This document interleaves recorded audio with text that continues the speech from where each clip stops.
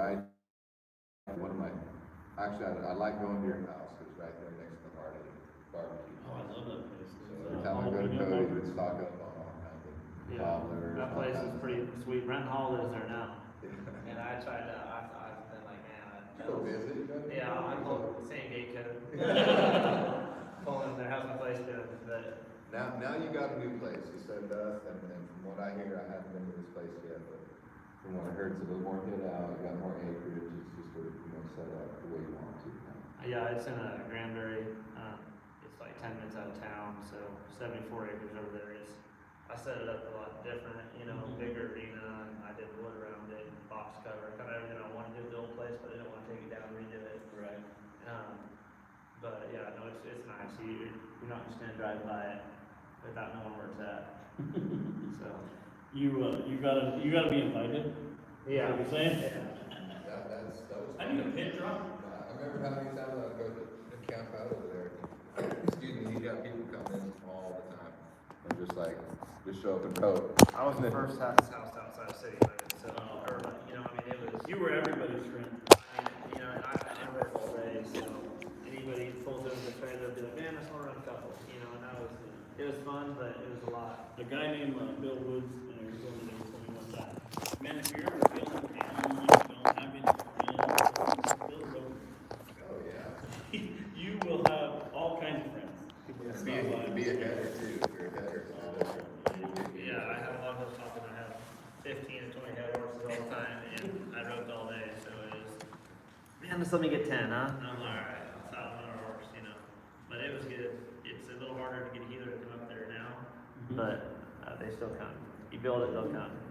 But you probably get the right ones to come up there now. Yeah, I never had the wrong ones. I just had a lot of them. I had a lot of obligations to hit. I had four healers, I think, living at my house.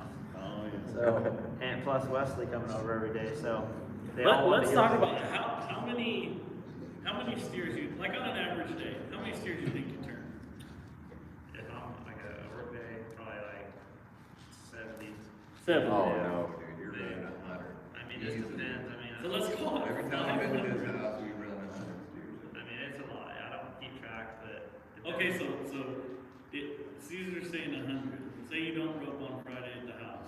That's 400 head. If he has 10 horses side, Yeah. and he runs 10 steers, So that's there- 100 head, and he's always got 10 horses, 15 horses. So that's what I'm saying. So how, do you do anything for conditioning or just, shoulder gets sore? Is it just, your muscles are where it's at? I just swing. Singlets. No, That's what I've we do. gotten where it's all right. But yeah, it'll riding that many a day and roping on them. It's hard on your body. But Are you training some too, or are you? I always have some young ones. I don't really own a lot of practice horses. Everything I have is either something that I'm trying to make better to sell, or because I feel like when you get to this level, your best horse is so if you ride just a practice horse, it's worth $10,000. It's not even. It's not the right practice. You might as well rope the dummy because it's not the same feel. It's not the same send. I'm a reacher on my practice horse and I'm a hipper on my good horse. It doesn't really make sense. We might as well just not practice. So I try to keep some good horses around. I need, $50,000 practice horses, I guess, that I run 8-10 steers on. And then on my good horses, I just rope for them. Yeah, but that makes sense. You gotta practice like you play. Yeah, you need the best equipment.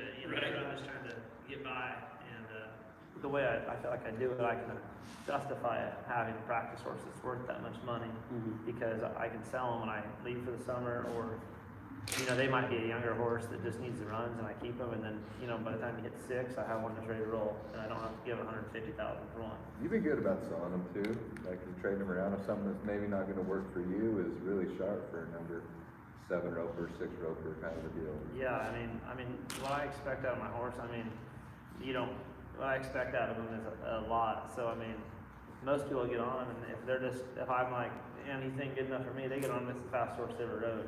Right.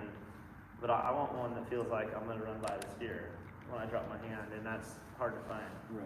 That you can control. That's the fine line. You need one that feels like it's running off, and then you can just make the steer hop off soft. Right. On the edge of out of control, but in control.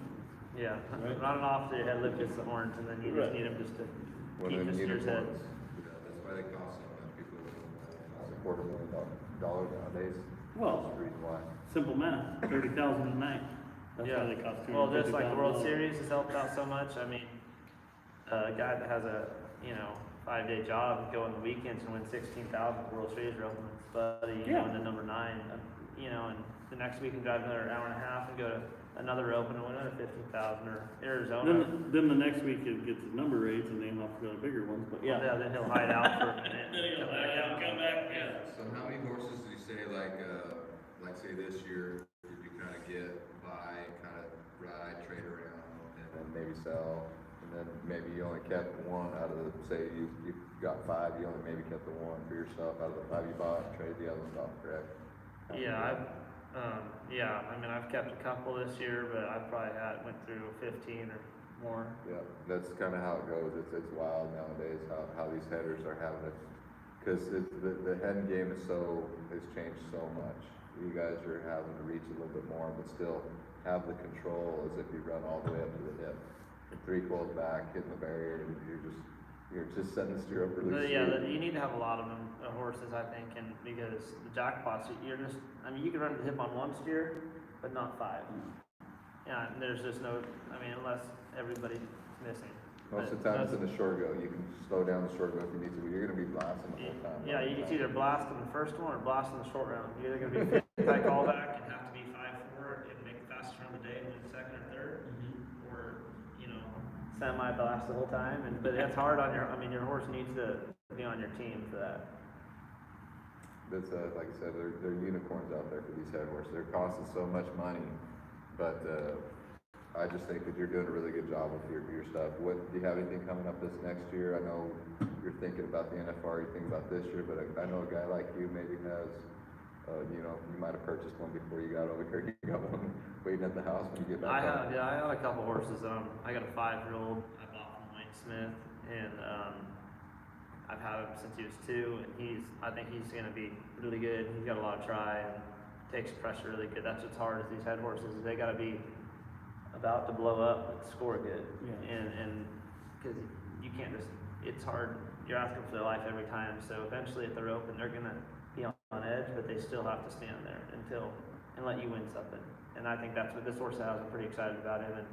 And I bought a couple other ones that I think are going to be good. I've never rodeoed on them, but I like to jackpot on for a year or 2 until I feel like I can go make 6 runs in a row, aggressive like we're talking about, and then I feel like they're ready to rodeo and go make 1 run at a time.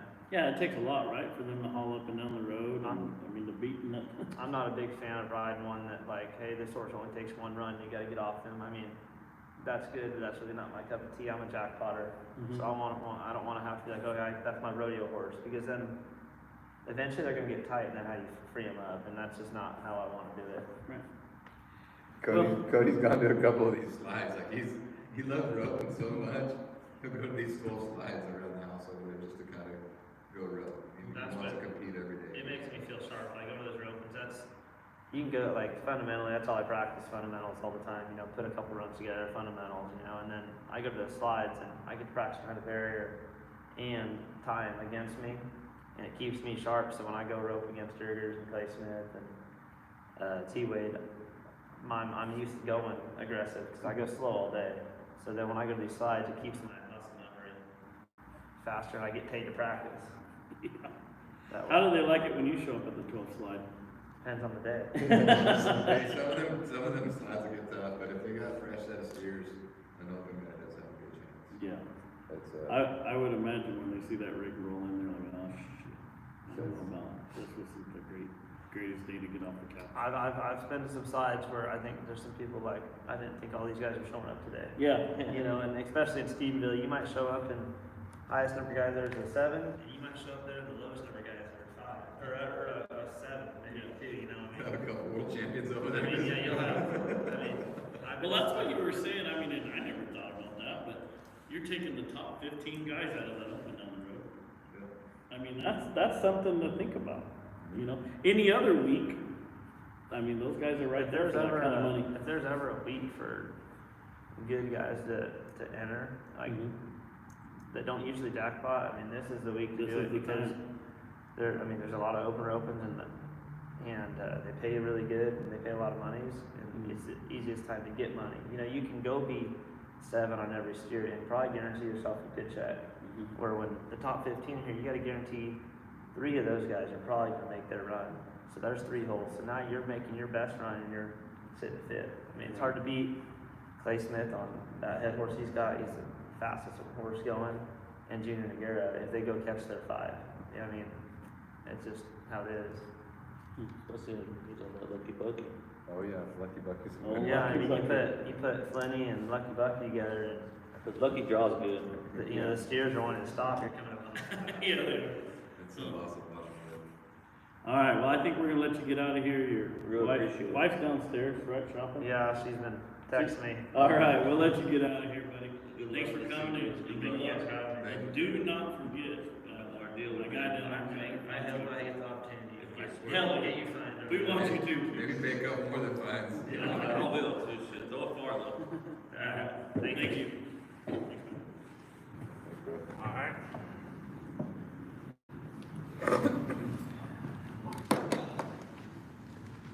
Talk to me so hard, huh, brother? No, I didn't. I got a 22 bill. Yeah, Casey. What's that? Last year. Knocking them out. Last year?